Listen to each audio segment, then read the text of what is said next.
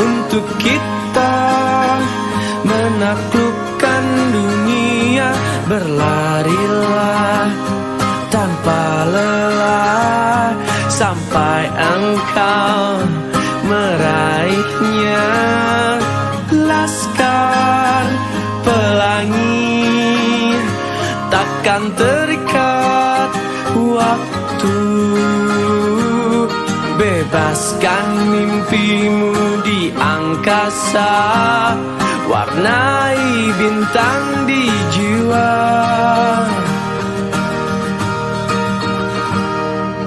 Menarilah dan terus tertawa, walau dunia tak seindah. Assalamualaikum warahmatullahi wabarakatuh. Selamat pagi dan salam sejahtera bagi kita semua. Yang terhormat Ibu Kepala SD Negeri 2 Tahunan, Ibu Musdaifah SPD SD. Yang kami hormati Bapak Ibu Guru beserta staf karyawan SD Negeri 2 Tahunan. Puji syukur kehadirat Allah Subhanahu wa Ta'ala yang telah melimpahkan rahmat-Nya sehingga kita semua bisa menghadiri acara diseminasi budaya positif pada pagi hari ini. Sholawat serta salam tak lupa kita haturkan pada junjungan kita Nabi Muhammad SAW yang kita nantikan syafaatnya di yaumul kiamah. Amin. Bapak Ibu sekalian, terima kasih atas waktunya karena mau mengikuti diseminasi yang akan saya lakukan pagi ini. Saya di sini bukan yang paling tahu, tapi di sini nanti kita akan belajar bersama dan sharing informasi tentang budaya positif di sekolah. Sebelum mulai acara hari ini, marilah kita buka kegiatan ini dengan bacaan basmalah. Mari saya hantarkan. Bismillahirrahmanirrahim. Terima kasih. Untuk acara selanjutnya, marilah kita menyanyikan lagu Indonesia Raya dan Mars Jepara. Hadirin, saya silakan berdiri.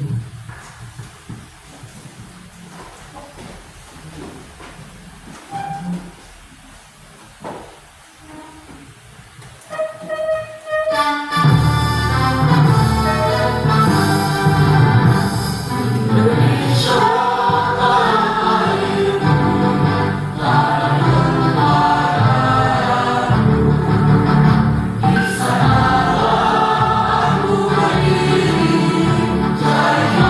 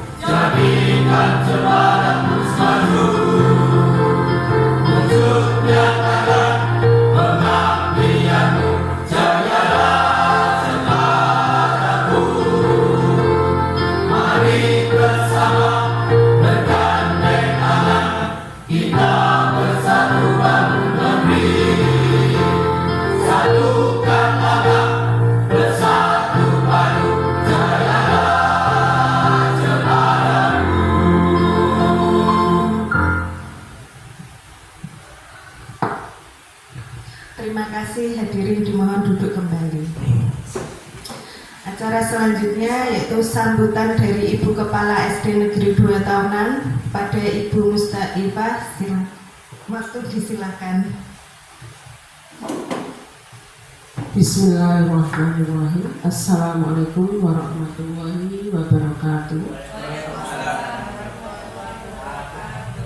Terima kasih kepada Bapak Ibu semuanya yang pada hari ini melakukan diseminasi dan tugas dari CGP ini.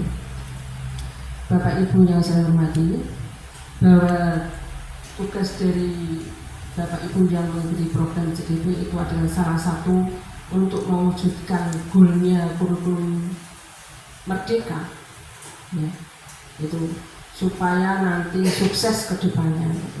Dan kurikulum merdeka itu berhubungan dengan adanya P5, profil pelajar Pancasila, yang ada 6 dimensi. Dan Bapak Ibu sudah hafal, yaitu 6 dimensi itu. Yang pertama adalah beriman, bertakwa kepada Tuhan Yang Maha Esa, dan berakhlak mulia. Dan yang kedua mandiri, yang ketiga bergotong royong, yang keempat kreatif, berkebudayaan global dan kreatif. Dan semua itu sesuai dengan Bapak Ibu CGP, yaitu tentang disiplinan. Ya, ternyata disiplinnya kemarin itu saya dengar adalah belajar, yang berasal dari bahasa Latin. Ternyata artinya adalah belajar. Maka sebagai manusia hidup itu dari lahir sampai mati nanti itu tetap kita disuruh untuk belajar, jangan mandek. Yaitu dari 6 dimensi, itu salah satu perwujudannya, yaitu kita disuruh menerapkan tentang disiplin. Disiplin adalah belajar.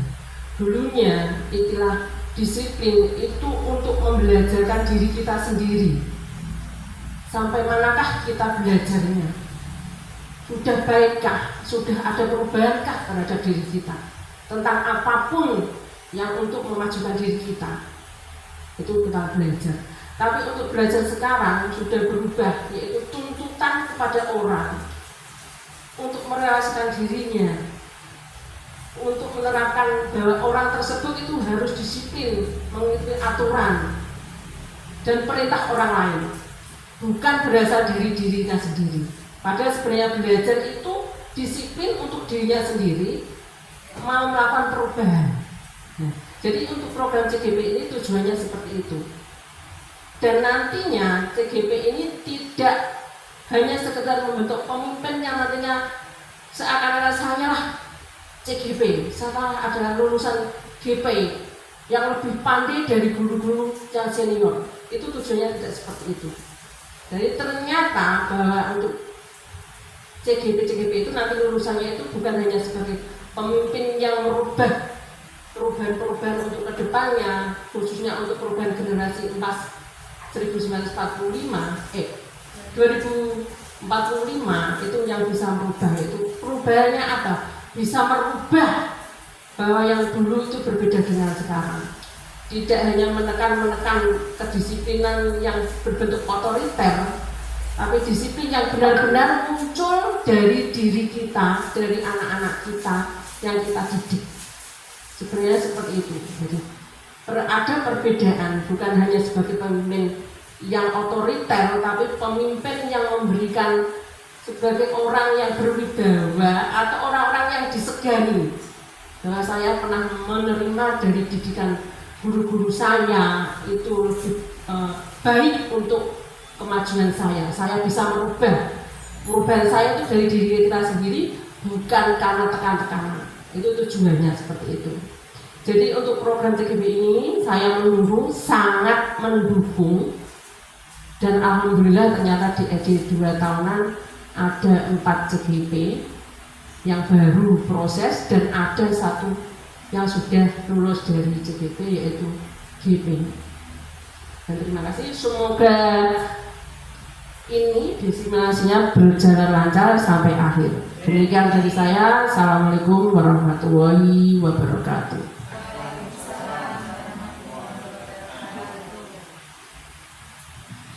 Terima kasih atas sambutan Bu Musdaifah selaku Kepala SD Negeri 2 tahunan. Untuk acara selanjutnya, ke inti acara. Selamat datang rekan guru yang luar biasa. Mari kita belajar bersama dan berkolaborasi demi mewujudkan budaya positif di sekolah.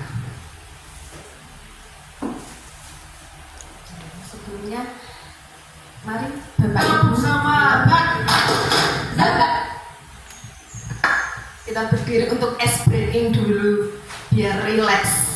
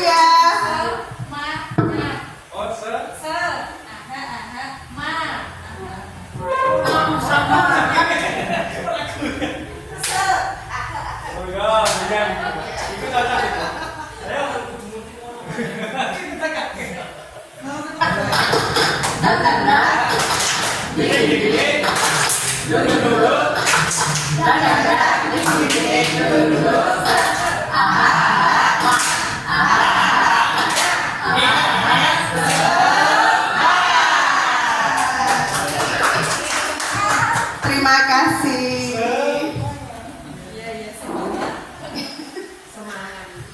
Baik Bapak Ibu, di sini apa yang Anda pahami dari kata budaya positif? Budaya positif merupakan nilai-nilai, keyakinan dan kebiasaan baik di sekolah yang berpihak pada murid agar dapat berkembang menjadi pribadi yang kritis, penuh hormat dan bertanggung jawab. Konsep inti budaya positif yang pertama ada perubahan paradigma belajar, nilai-nilai kebajikan, keyakinan kelas, motivasi perilaku manusia, disiplin positif, kebutuhan dasar manusia, posisi kontrol guru, dan segitiga restitusi.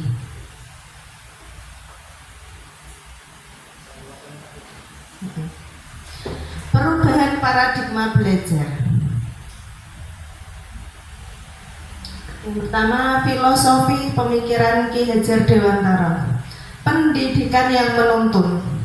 Yang dimaksud di sini menuntun segala kodrat yang ada pada anak untuk mencapai keselamatan dan kebahagiaan sebagai anggota masyarakat. Yang kedua, kodrat alam dan kodrat zaman. Kita harus menyaring pengaruh luar dengan mengedepankan kearifan sosial budaya lokal Indonesia. Dan yang ketiga, pentingnya budi pekerti. Budi pekerti adalah keselarasan, kreativitas, emosi, niat, dan karya dalam hidup. Pembelajaran paradigma baru.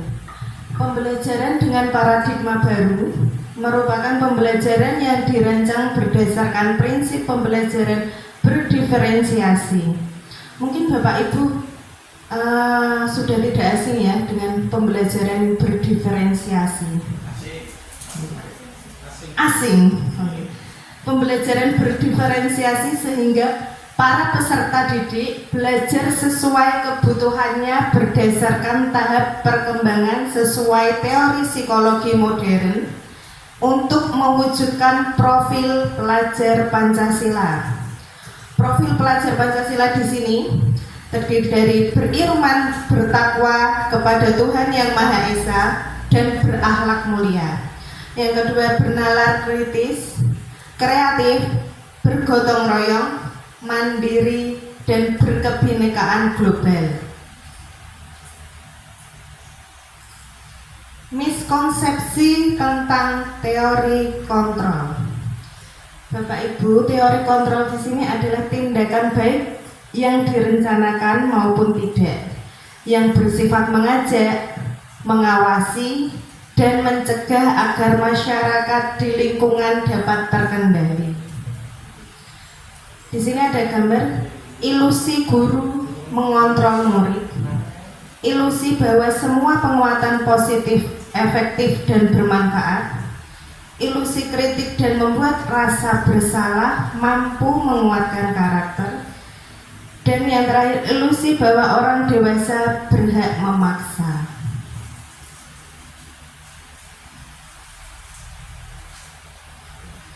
Di sini ada contoh soal apa yang ada di pemikiran Bapak Ibu tentang gambar tersebut. Gambar kepalan tangan ya.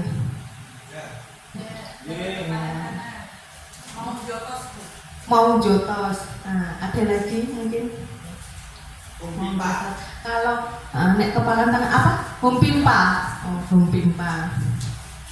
Di sini coba buka. Ada A dan B.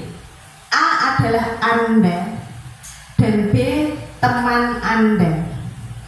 Tugas A, yaitu Anda, mengepalkan salah satu tangan dan coba bayangkan jika Anda menyimpan sesuatu yang berharga di dalam kepalan tangan Anda. Anda perlu menjaga tersebut sekuat tenaga karena begitu pentingnya benda tersebut dalam kehidupan Anda. Sedangkan yang B, teman Anda, akan mencoba dengan sekuat tenaga dengan berbagai cara untuk meminta Anda memberikan benda tersebut. B bisa membujuk, menghardik, merayu, menyuap, bahkan mengancam apa saja agar dapat membuka kepalan tangan Anda. Kira-kira apa yang terjadi? Belum tahu. Anda jujur sekali, Pak.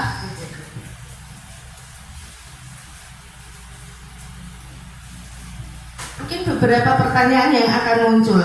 Yang pertama, kenapa Anda membuka kepalan tangan? Ikhlas. Yang kedua, kenapa Anda menutup kepalan tangan? Dan yang ketiga, dalam kegiatan ini sesungguhnya yang memegang kendali kontrol siapa? Kita sendiri, berdiri sendiri. Iya, betul. Diri kita sendiri. Teori kontrol menurut Dr. William Glasser. Untuk meluruskan beberapa miskonsepsi tentang teori kontrol tersebut, ada beberapa.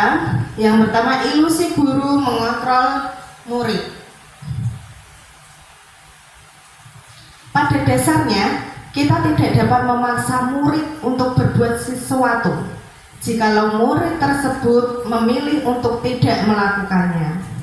Walau tampaknya kita sedang mengontrol perilaku murid tersebut, hal ini karena murid tersebut sedang mengizinkan dirinya untuk dikontrol.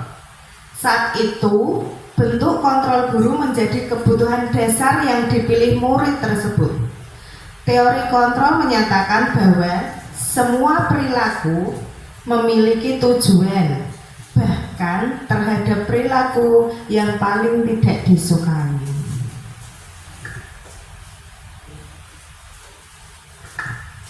Yang kedua, ilusi bahwa semua penguatan positif, efektif, dan bermanfaat.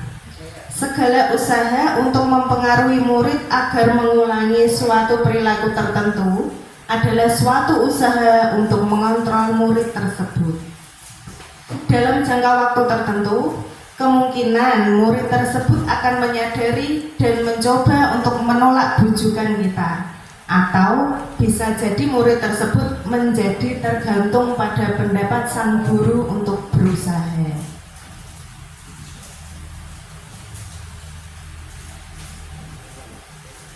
Yang ketiga, ilusi bahwa kritik dan membuat orang merasa bersalah dapat menguatkan karakter. Menggunakan kritik dan rasa bersalah untuk mengontrol murid menuju pada identitas gagal. karena mereka belajar untuk merasa buruk tentang diri mereka sendiri. Mereka mengembangkan dialog diri yang negatif. Kadang sulit bagi guru untuk mengidentifikasi bahwa mereka melakukan perilaku ini karena seringkali guru menggunakan suara halus untuk menyampaikan pesan negatif.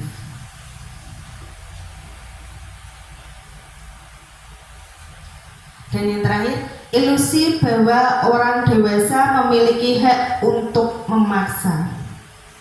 Banyak orang dewasa yang percaya bahwa mereka memiliki tanggung jawab untuk membuat murid-murid berbuat hal-hal tertentu. Apapun yang akan dilakukan dapat diterima selama ada sebuah kemajuan berdasarkan sebuah pengukuran kinerja. Pada saat itu pula, orang dewasa akan menyadari bahwa perilaku memaksa tidak akan efektif untuk jangka waktu panjang dan sebuah hubungan permusuhan akan terbentuk.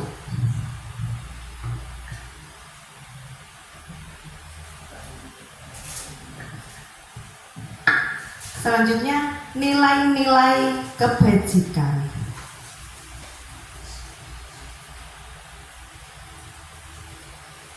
Nilai-nilai yang disepakati bersama lepas dari suku, bangsa, agama, bahasa maupun latar belakangnya. Di situ Ibu Primary Years Program atau PYP.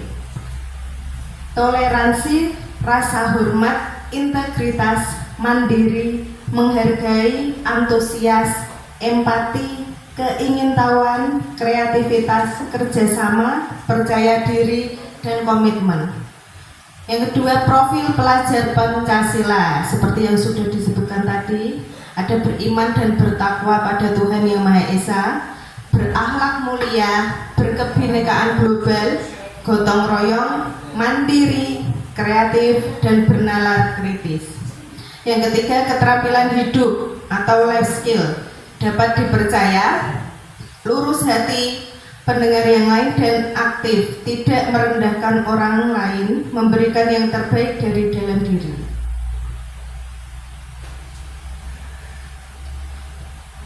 Proyek nilai-nilai kebajikan. Di sini ada peduli, rajin, integritas, rasa hormat, tanggung jawab, bersahaja, bersyukur, percaya, dan masih banyak yang lainnya.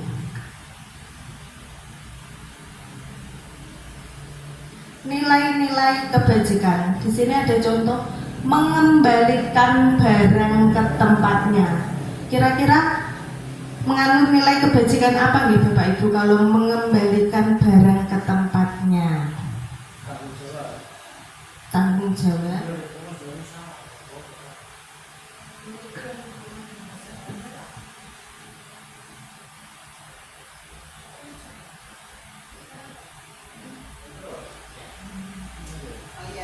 Benar, bertanggung jawab.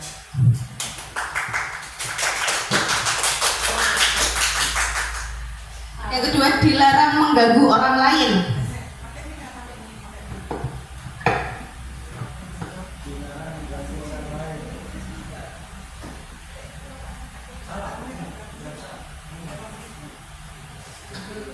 Kasih sayang. Kasih sayang. Oke, kita lihat. Dilarang mengganggu orang lain. Saling menghargai.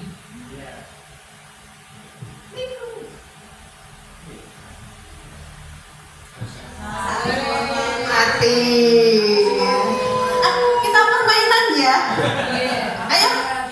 Iya, yang salah nanti di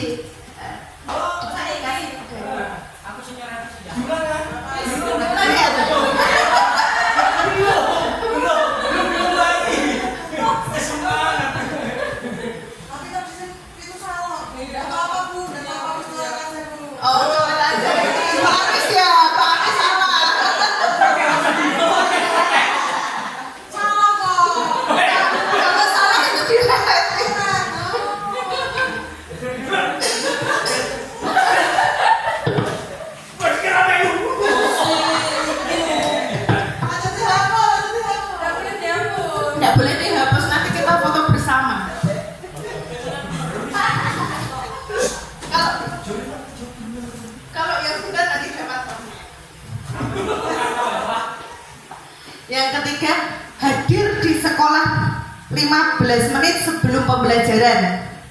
Nilai kebajikan apa? Ayo, gantian, silakan Pak Tafrikin.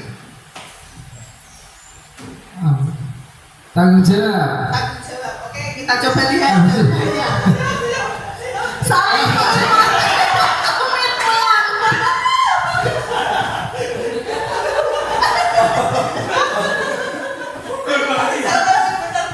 Aduh.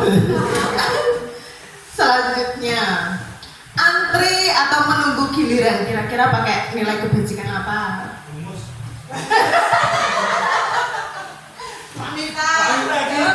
Coba. Antri menunggu giliran.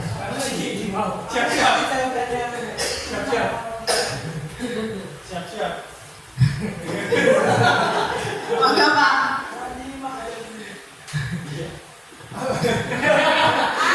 Enggak nyimak. Kita saling menghargai gitu. Menghargai ya. Oke, kita lihat jawabannya. Menghormati orang lain.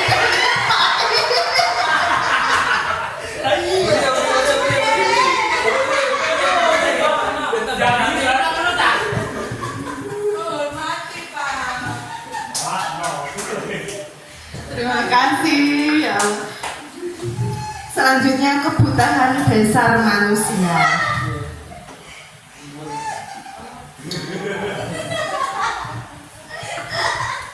Kebutuhan dasar manusia yang pertama untuk bertahan hidup.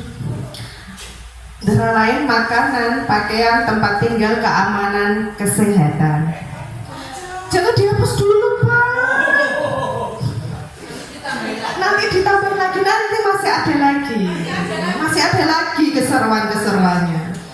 Yang kedua, kasih sayang, rasa diterima, dipedulikan, berbagai kerjasama, menjadi bagian dari kelompok.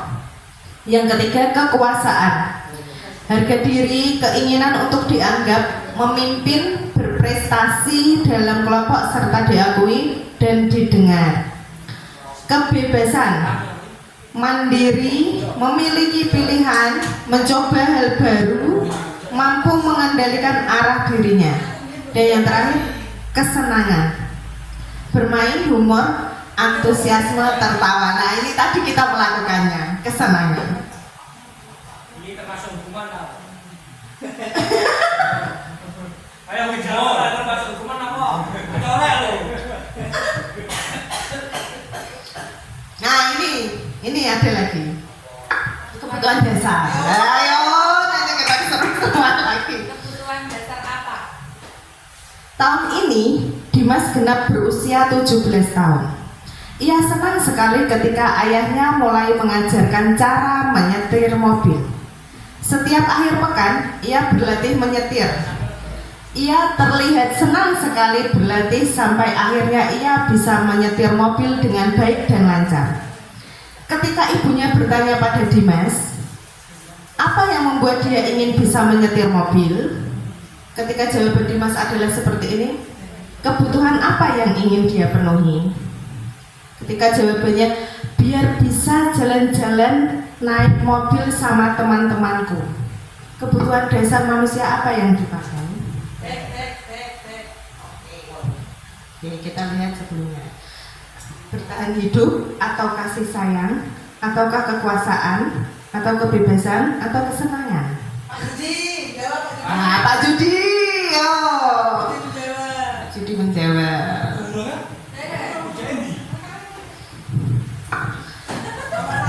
Memakai apa ya? Nomor 1, biar bisa jalan-jalan naik mobil sama teman-temanku. Kita kira-kira memakai apa? Kasih sayang. Kasih sayang. Coba kita lihat ya. Cinta dan kasih sayang. Dapat permen Pak. Dapat permen. Kalau yang benar dapat permen. Silakan Pak. Selanjutnya, ibu guru bilang, aku tidak boleh bersenandung sewaktu mengerjakan tugas. Katanya kelas harus tenang. Nenal. Tidak ada suara kan nggak seru jadinya. Ayo, Nenal, apa dia? Humor. Nggak ada humor. Nah kan nggak memperhatikan. Nah, Kesenangan. Kesenangan tuh. Kesenangan.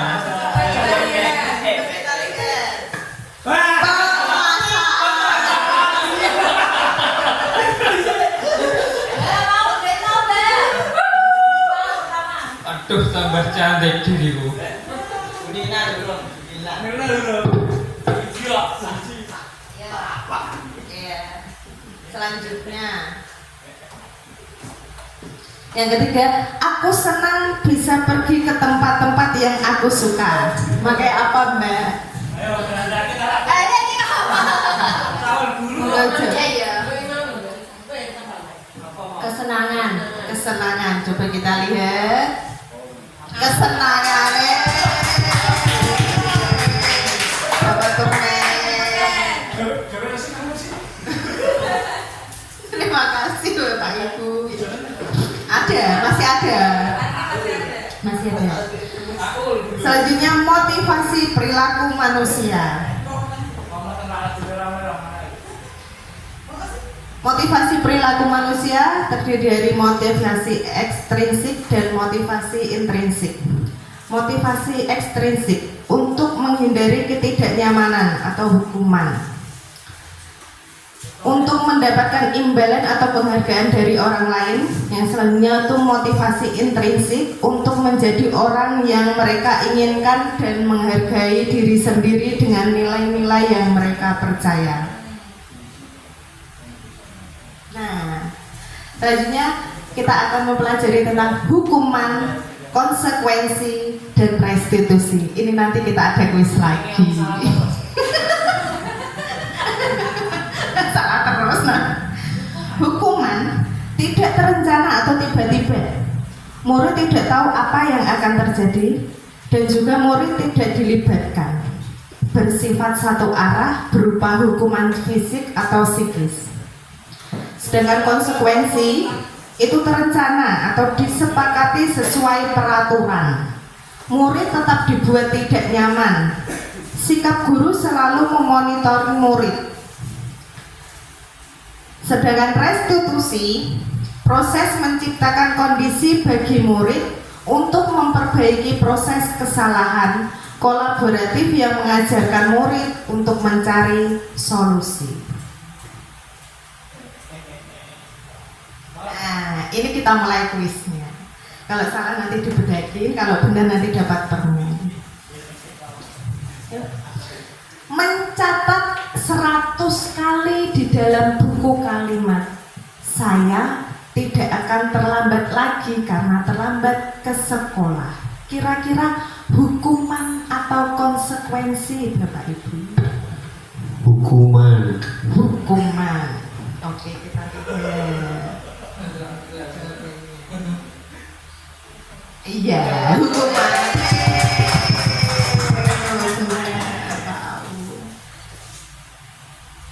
Yang kedua, lari mengelilingi lapangan basket 2 kali karena terlambat pada mata pelajaran olahraga. Ini pelajaran olahraga ini, Bu Vita yang mau. Karena saya ini ya. Cek, karena saya guru olahraga dan sering menerapkan ini. Sepertinya ini adalah konsekuensi. Coba kita lihat.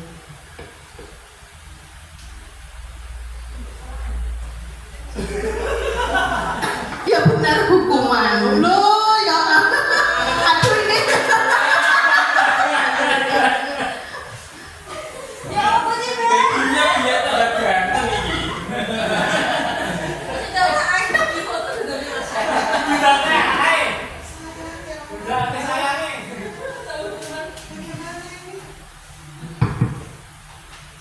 Salah susah. Yang ketiga, kehilangan 10 menit jam istirahat untuk mengerjakan tugas karena terlambat datang dan terlinggar pelajaran selama 10 menit.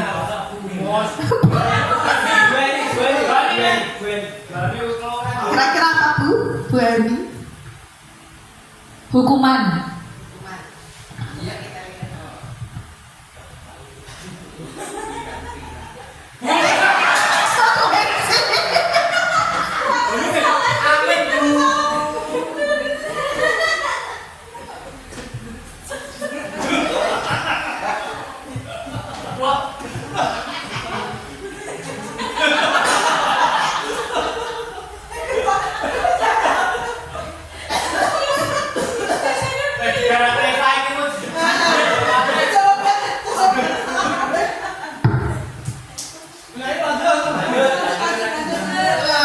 Membersihkan tumpahan air di meja tulis karena tersenggol pada saat belajar.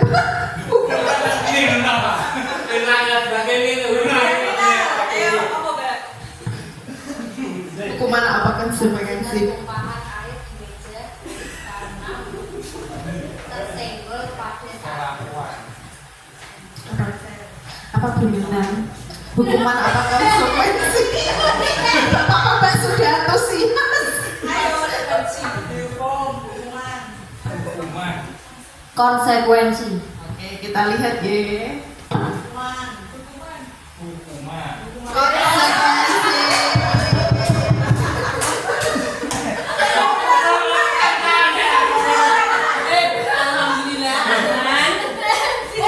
Masih ada 10 pertanyaan.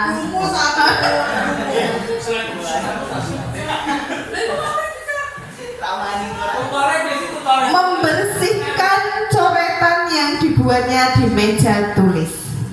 Hukuman apa konsekuensi?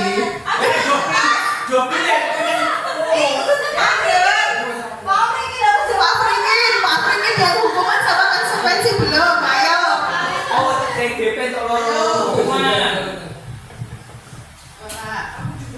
Membersihkan. Hukuman. Iya.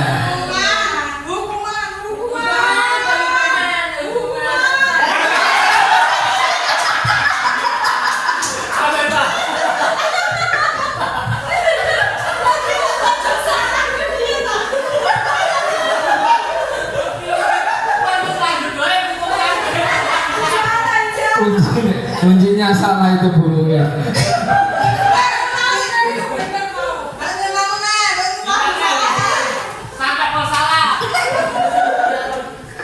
Ya, selanjutnya berjemur di lapangan basket pukul 12 siang karena mengobrol dengan teman pada saat pelajaran. Hukuman.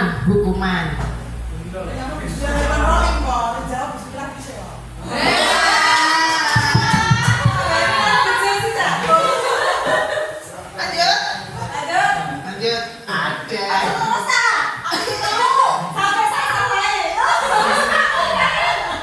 Murid diminta bertelanjang kaki sepanjang hari karena tidak menggunakan sepatu warna hitam sesuai peraturan sekolah. Hukuman apa konsekuensi?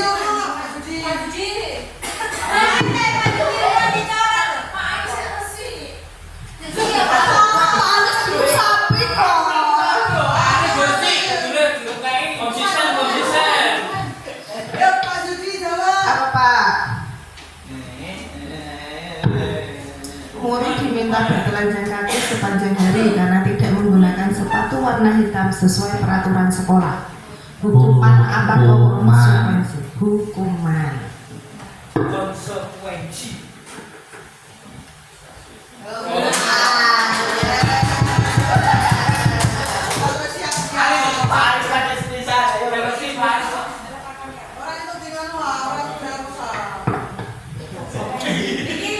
Terlambat hadir di pembelajaran 5 menit dan diminta untuk tinggal 15 menit sesudah kelas usai untuk membahas ketertinggalan pembelajaran.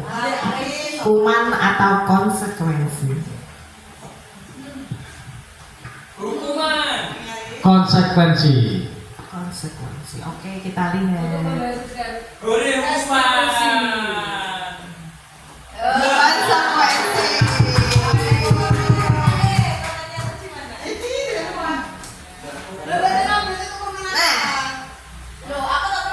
Berdiri karena tidak bisa menjawab pertanyaan. Hukuman atau konsekuensi? Konsekuensi.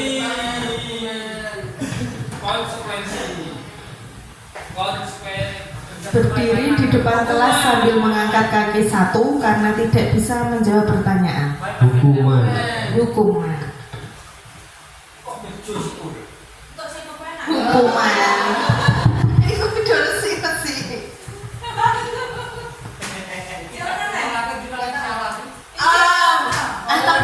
saya siapa ini?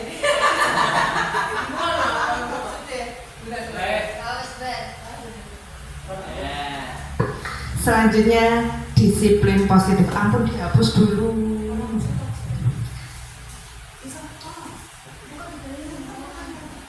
Iya.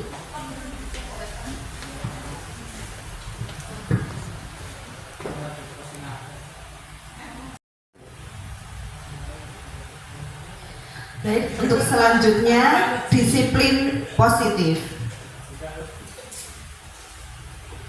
Disiplin positif merupakan suatu cara penerapan disiplin tanpa kekerasan dan ancaman, yang praktiknya melibatkan komunikasi tentang perilaku yang efektif antara guru dan murid. Penerapan disiplin positif. Dalam rangka penerapan disiplin positif ini, murid diajarkan untuk memahami konsekuensi dari perilaku mereka. Selain itu, disiplin positif juga mengajarkan murid untuk bertanggung jawab serta rasa hormat dalam berinteraksi dengan lingkungannya. Jadi, di sini disiplin positif merupakan salah satu cara penerapan disiplin yang bertujuan untuk menumbuhkan kesadaran serta memberdayakan murid untuk melakukan sesuatu tanpa imbalan, ancaman maupun hukuman. Penerapan disiplin positif. Jika kita lihat seperti contoh gambar di depan ini, kira-kira apa yang ada di benak Bapak Ibu? Piket, Bu. Piket. Oh ya, Bu Vita, piket kelas. Kira-kira penerapan disiplin positif yang gimana? Apakah anak-anak sadar dengan tanggung jawabnya atau bagaimana? Piket kelas. Sudah tahu. Berarti anak-anak sudah pada tahu nggih? Sudah dibagi jadwal piketnya. Oke. Posisi kontrol guru. Di sini ada 5 posisi kontrol guru. Yang pertama sebagai penghukum, 2 pembuat merasa bersalah, 3 sebagai teman, 4 sebagai pemantau, dan 5 sebagai manajer. Contoh penerapan 5 posisi kontrol sebagai guru. Di sini ada contoh kasus siswa tidak memakai atribut lengkap saat upacara bendera.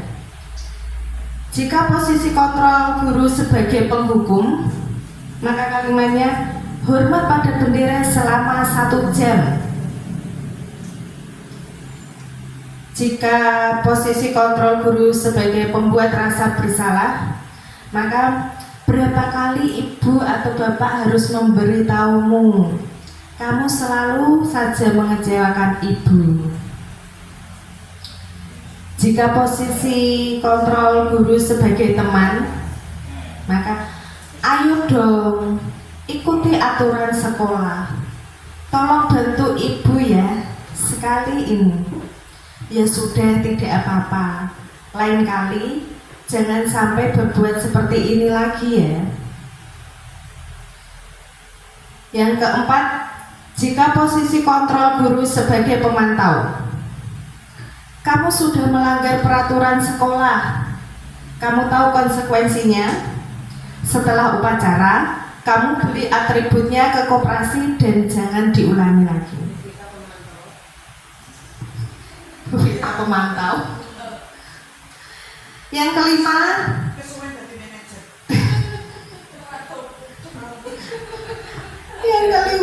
posisi kontrol guru sebagai manajer. Apakah kamu atau kesalahanmu? Tidak. Kira-kira bagaimana kamu memperbaiki kesalahanmu? Diam biasanya.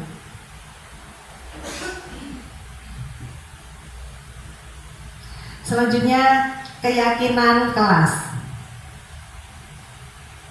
Pembentukan keyakinan kelas bersifat abstrak, berupa pernyataan universal, dibuat dalam pernyataan positif, sedikit saja agar mudah diingat, sesuai dengan kondisi kelas dan sekolah sehingga mudah diterapkan. Dan yang terakhir, semua warga sekolah atau warga kelas dilibatkan saat membuat keyakinan kelas.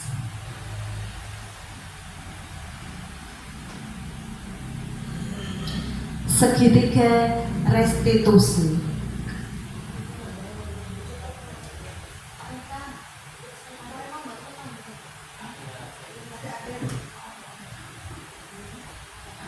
Segitiga restitusi merupakan suatu proses dialog yang dijalankan oleh guru agar dapat menghasilkan murid yang mandiri dan bertanggung jawab. Segitiga restitusi itu yang pertama adalah menstabilkan identitas, yang kedua validasi tindakan yang salah, dan yang ketiga menanyakan keyakinan. Menstabilkan identitas berdasarkan prinsip membuat kesalahan adalah bagian dari proses pembelajaran.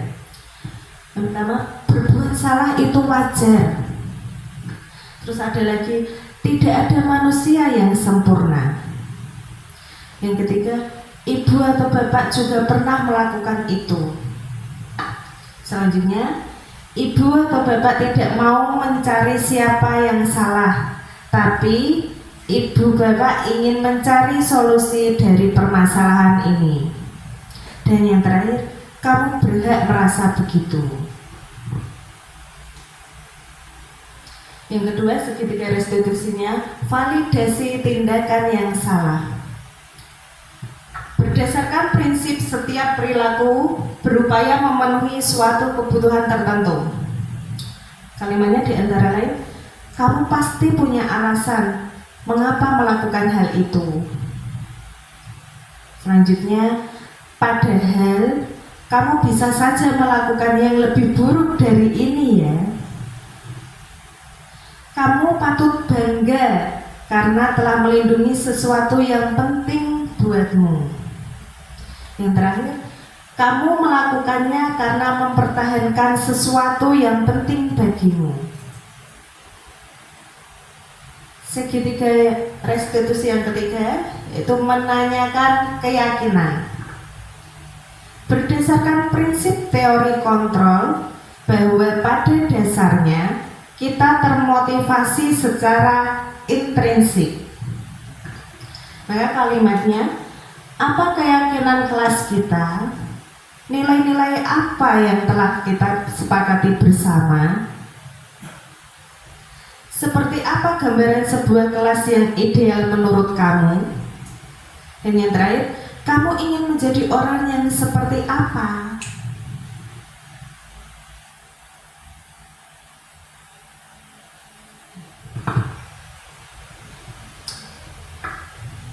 Baik, selanjutnya kita sudah hampir di penghujung acara. Refleksi dan refleksi. Yang pertama, setelah mengikuti praktik baik ini, pembelajaran apa yang Bapak Ibu dapatkan? Yang kedua, apakah materi ini bermanfaat untuk Bapak Ibu? Mungkin dari Bapak atau Ibu guru yang bisa menjawab untuk refleksi ini. Silakan Pak Aris, mungkin Pak Afrikin. Apa ini?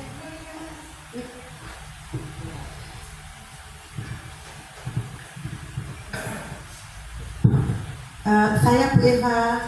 Bu Nurmalia Fitarika, silakan. Yang nomor 1 ya? Iya. Setelah mengikuti praktik baik ini, pembelajaran apa yang Bapak Ibu dapatkan?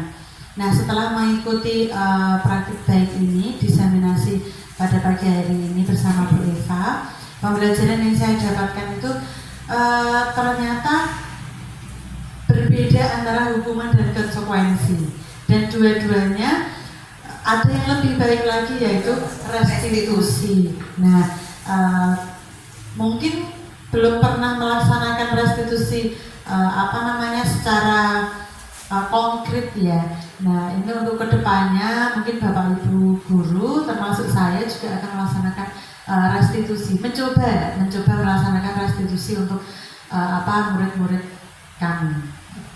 Terima kasih. Terima kasih Bu Vita. Mungkin ada tambahan dari Pak Guru mungkin. Setelah mengikuti praktek baik ini, pembelajaran yang Bapak Ibu dapatkan yaitu pertama saya mengetahui tentang keyakinan kelas dan menangani peserta didik yang mendapatkan suatu permasalahan. Berarti pada intinya itu dari hati ke hati antara siswa dan guru harus mendapatkan chemistry sendiri lah, intinya seperti itu. Dan kemungkinan untuk selanjutnya bisa dipraktekkan membuat keyakinan kelas di setiap kelas masing-masing untuk kedepannya biar bisa mempraktekkan segitiga restitusi ini. Sudah Bu.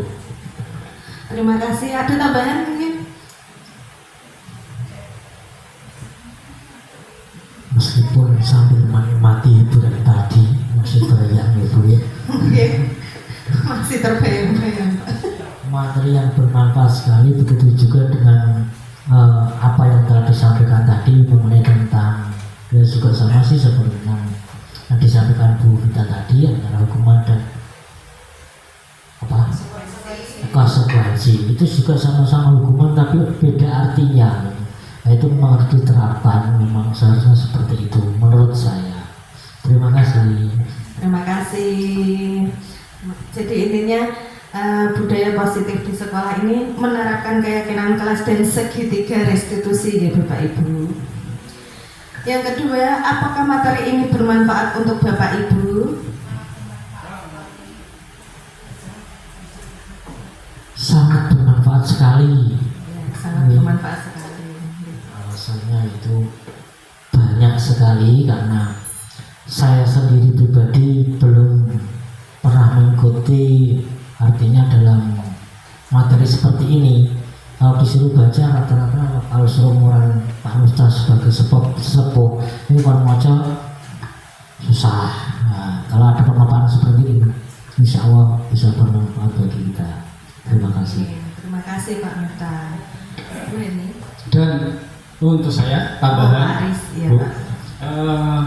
tadi tentang keyakinan kelas dan untuk mempraktekkan di kelas masing-masing. Yang jadi pertanyaan saya, Bu, ya refleksi tadi kan merefleksikan, sudah saya refleksikan sangat bermanfaat dan itu loh penerapannya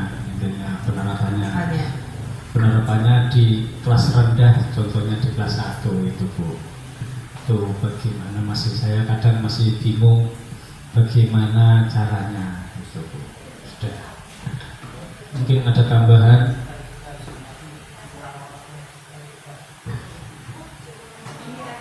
Refleksi dulu ya. Menurut saya materi yang disampaikan Bu Eva sangat bermanfaat untuk kami, Bapak Ibu guru yang mengajar di kelasnya masing-masing. Untuk keyakinan kelas dari Pak Aris tadi kan masih bingung penerapannya jika di kelas 1 bagaimana. Yang sudah saya laksanakan Pak Aris, jadi memang lebih sederhana. Kita menawarkan, biasanya saya itu menawarkan kira-kira anak-anak itu saya mencari kata-kata nilai-nilai kebajikan yang mudah dipahami oleh siswa. Misalnya masuk dari peraturannya kan masuk tepat waktu, nah seperti itu nggih. Nah itu anak-anak nanti saya arahkan, jadi tidak langsung jadi bukan anak, kadang kan anak kelas 1 tidak mudeng nih maksudnya, ini maksudnya disuruh buat apa, kita mau membuat kesepakatan kelasnya tetap diarahkan, saya mengarahkan itu. Kalau kelas tinggi mungkin dia sudah paham, jadi dengan kalimat yang panjang-panjang itu peraturannya ini berarti kamu harus bagaimana, harus apa, kata keyakinan kelasnya apa, mungkin bisa. Tapi kelas 1 memang harus dituntun itu Pak. Boleh. Ini tadi tambahan, tadi kan menurut Ibu tadi alangkah baiknya apakah jika menggunakan dengan gambar? Nah, kan kalau menurut saya mungkin apakah kita menggunakan tema gambar kan gitu, seperti membuang sampah, saya dikasih gambar orang membuang sampah seperti itu dan sebagainya lah, mungkin untuk berangkat tepat waktu kan bisa dikasih gambar-gambar seperti itu. Ya, intinya menggunakan media gambar lah yang menarik untuk kelas rendah itu kalau menurut saya. Sudah dijawab Pak berarti, sudah terjawab berarti. Sudah Bu Eva. Terima kasih masukannya Pak Aris, Bu Hani.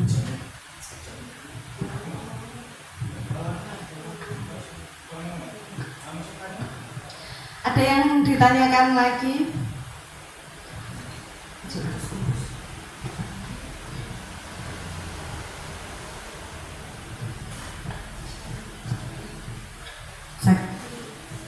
Saya Bu Eva ya. Oh iya Bu Vita, silakan sharing. Iya. Tentang tadi itu apa hukuman dan konsekuensi. Kita tidak asing dengan kata-kata hukuman. Biasanya kita siap-siap lo dihukum Bu Guru, ya dihukum. Nah, sebenarnya kata-kata dihukum itu kan sudah menjadi momok untuk murid-murid kita.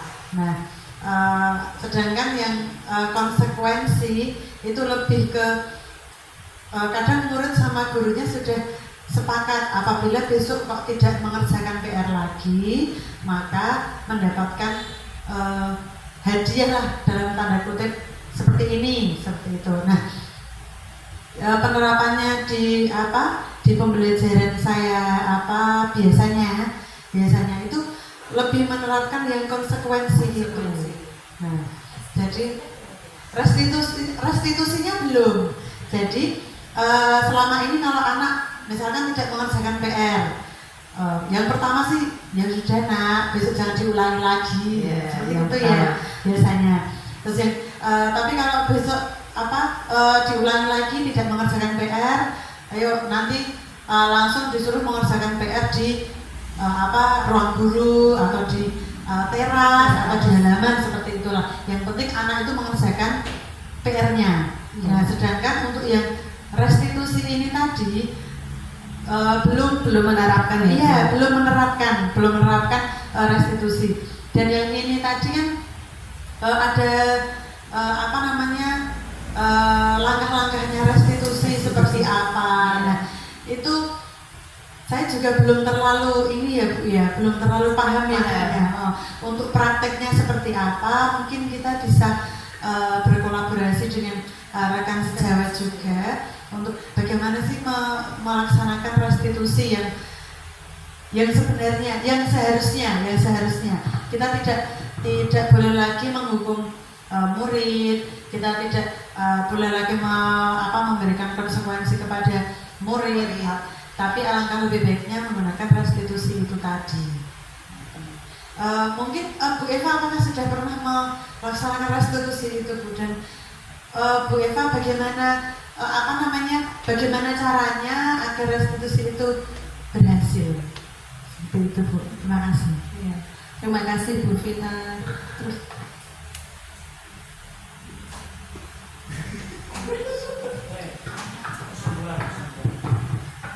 baik Bu Vita, alhamdulillah saya sudah pernah menerapkan segitiga restitusi terhadap anak. Waktu itu ada kasus anak yang itu berangkat terlambat sekolah. Di situ saya menanyakan kenapa kok terlambat sekolah? Karena nggak biasanya terlambat sekolah. Jadi di situ anak menjawab karena begadang main HP. Jadi dia tidak dikontrol oleh orang tua ketika di rumah. Akhirnya beberapa hari dia terlambat bangun dan jadinya terlambat untuk datang ke sekolah. Untuk keyakinan kelas yang sudah kita sepakati di kelas saya, itu untuk keyakinan kelas yang sudah disepakati, Mas Alam biasanya berjanji untuk tidak akan mengulanginya lagi, tidak akan begadang, tidak akan main HP lagi, sehingga dia tidak akan berangkat untuk datang ke sekolah. Seperti itu Bu, di penerapan segitiga restitusi di kelas saya. Berarti nanti kita hanya memancing saja ya Bu ya. Iya. Nanti anak yang menemukan sendiri dia maunya apa, solusinya apa. Iya. Tapi hal itu tidak bisa yang langsung instan kita segitiga restitusi besoknya ya bisa jadi diulangi kembali. Seperti itu Bu. Jadi bertahap, besoknya diulangi lagi. Ini nanti kalau diulangi lagi ya direstitusi lagi. Tapi ini alhamdulillah sudah tidak pernah terlambat lagi. Terima kasih Bu Eva atas sharingnya. Semoga saya sendiri juga bisa menerapkan segitiga restitusi di murid-murid saya. Terima kasih Bu Vita. Menambahkan sedikit. Iya Bu, Mungkin kalau tadi Bu Vita kan bilangnya kan Bapak Ibu Guru belum pernah melaksanakan. Kalau menurut saya tidak seperti itu Bu. Kalau menurut saya secara tidak sadar sebenarnya kita sudah melaksanakan, tetapi belum full tahapannya dan berurutan. Bisa saja mungkin dari kita menanyakan keyakinannya dulu, atau mungkin dari kita lupa untuk menstabilkan identitasnya dulu. Nah mungkin seperti itu. Tapi secara tidak sadar sebenarnya kita sudah pernah melakukannya, tapi belum sepenuhnya sesuai urutan dari segitiga restitusi. Segitiga restitusi, seperti misalnya anak bermasalah kita menanyakan alasannya, kan sebenarnya itu kita sedang menanyakan alasan itu kan menstabilkan identitasnya. Cuma kita belum memberikan pernyataan yang bahwa tidak apa-apa, setiap orang itu pernah melakukan kesalahan. Kita belum menenangkan dia di situ, mungkin seperti itu. Tapi kita sudah menanyakan alasannya kenapa. Nah, itu kan kita sudah melaksanakan berarti. Itu terima kasih Bu Hari. Berarti secara tidak langsung itu sudah menerapkan Bapak Ibu, cuma belum sadar. Kalau itu segitiga restitusi. Baik Bapak Ibu, alhamdulillah ini sudah di penghujung acara. Sebelum kita tutup, ini bagian penutupnya. Saya menyimpulkan bahwa dengan budaya positif di atas dapat menumbuh kembangkan sikap bergotong royong, mampu melakukan kegiatan secara bersama-sama, sehingga tercipta kolaborasi yang baik antar warga sekolah, adanya rasa peduli satu sama lain. Kita semua percaya bahwa tujuan penting sekolah adalah pembentukan karakter.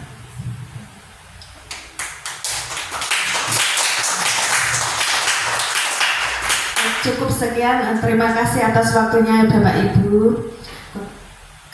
Kurang lebihnya saya apabila ada perkataan yang kurang berkenan saya minta maaf. Wabillahi taufiq wal hidayah. Wassalamualaikum warahmatullahi wabarakatuh.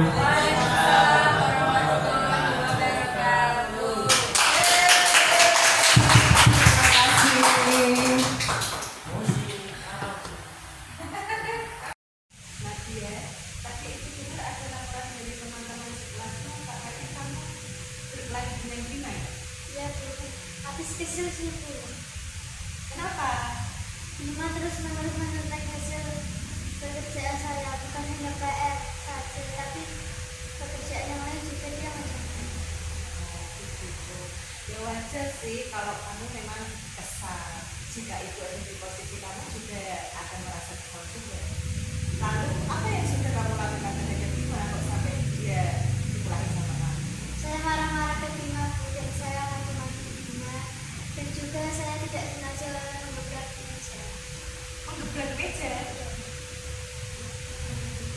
Tapi pasti kamu berbuat seperti itu ada alasannya kan? Dalam memasak saya diam aja, sedangkan tugas yang saya buat sendiri itu dicontek orang lain. Ya wajar saja kalau kamu marah, karena nggak rela kalau pekerjaan kamu dicontek oleh Bima. Tapi apakah kamu bisa lebih dari itu, misalnya memukul Bima? Bisa kamu akan lakukan itu? Sekarang coba pikirkan, tindakan kamu marah sampai menggebrak meja itu apakah sesuai dengan keyakinan kelas kita? Tidak. Menurut kamu keyakinan kelas apa yang akan kamu langgar di sini?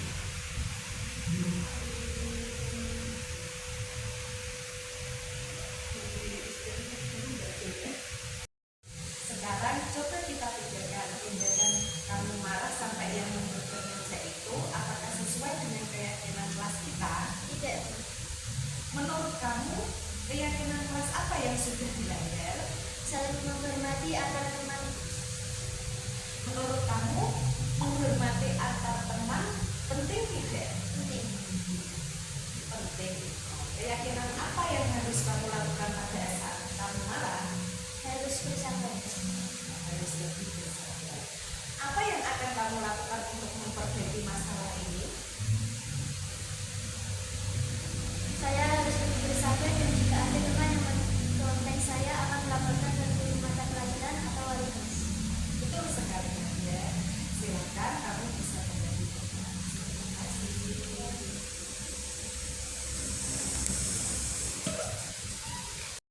Mas Lan, tadi Bu Eva melihat kamu kok datang terlambat pada saat upacara ya? Ya, Bu. Kelihatannya kamu kok sering datang terlambat? Ya? Berapa kali kamu datang terlambat? 6 kali, Bu. 6 kali? Terlambat ke sekolah itu suatu kesalahan bukan sih, Mas? Ya. Iya. Baik. Berbuat kesalahan itu manusiawi. Setiap orang pasti pernah berbuat kesalahan. Yang terpenting adalah kita bisa belajar dari kesalahan tersebut dan berusaha untuk memperbaiki. Setuju? Betul, Bu. Sekarang kita cari solusinya bersama. Kalau Mas Lan sering datang terlambat, pasti ada alasannya kan? Kenapa sih Mas Lan sering datang terlambat? Kadang sambil main HP. Datang sambil main HP. Apa Ibu tahu? Ya. Kamu tahu keyakinan kelas yang sudah kita sepakati?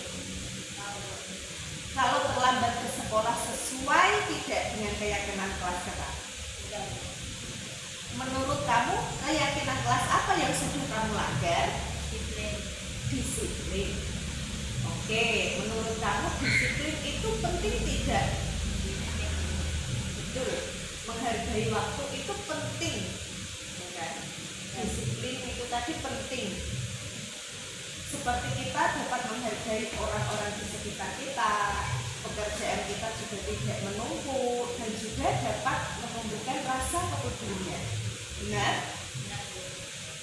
Oke, sikap yang baik karena kamu sudah cut. Menurut kamu disiplin itu penting tidak untuk kamu? Penting. Betul, disiplin itu sangat penting karena bisa menghargai waktu dan sangat bermanfaat. Seperti kita dapat menghargai orang-orang di sekitar kita, pekerjaan menjadi tidak menumpuk dan juga dapat melatih rasa kepedulian. Betul begitu, Pak? Iya, Mas Lan. Sikap yang baik sekali karena kamu sudah mau meminta maaf atas kesalahan. Menurut kamu, apa yang akan kamu lakukan agar kamu tidak datang terlambat lagi untuk datang ke sekolah? Ya, kadang saya tidur lebih cepat. kurangi main HP-nya, tidak dipegang lagi. Gitu kan? Baiklah, kamu sudah menemukan solusinya, dan Bu Eva akan bekerja sama dengan orang tua kamu agar kamu tidak terlambat lagi